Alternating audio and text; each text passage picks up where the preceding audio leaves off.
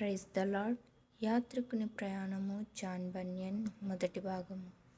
అప్పుడు వాచాలుడు మొదట సిగ్గుపడి తరువాత ధైర్యము తెచ్చుకొని, ఇప్పుడు నీవు అనుభవము, మనస్సాక్షి, దేవుడు మొదలైన సంగతులను గూర్చి పలుకుచు మనము చెప్పు మాటలకు దేవుడు సాక్ష్యమియ్యవలెనని కోరుచున్నావు.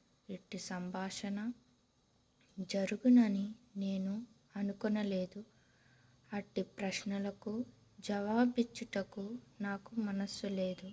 ఎట్లనగా అందుకు అవసరమేమియూ నాకు కనబడలేదు.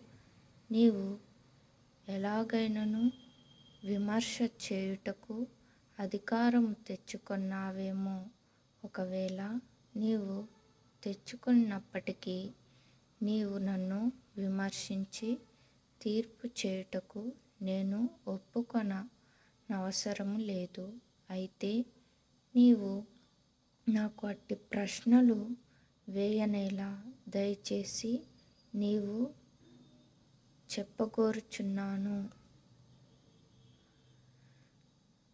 విశ్వాసి, నీవు పలుకుటకు ఆతురపడుట చూచితిని గనుక కొన్ని తాత్పర్యములు గాక మరి ఏమైనను నీయందు ఉన్నవో లేవో నాకు తెలియదు గనుకను నేను అట్లు ప్రశ్నించితిని. ముఖ్యముగా నీ మతము కేవలము మాటలాడుటయందే కనబడుననియు, నీ ప్రవర్తన నీ నోటి మతమును అబద్ధమని తెలియచేయుచున్నదని నా అభిప్రాయము.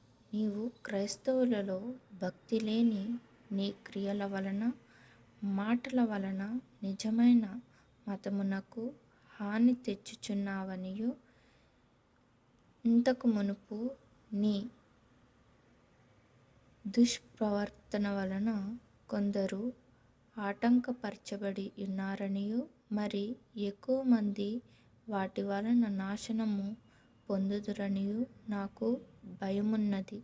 నీ మతము, లోభము, అపవిత్రత, తిట్టుట, అబద్ధమాడుట, పనికిమాలిన వారితో సహవాసము చేయుట మొదలైన వాటితో నిండియున్నది. వేశ్య సకల స్త్రీలకు అవమానము కలుగజేయును అను సామెత నీయందు నెరవేరుచున్నది.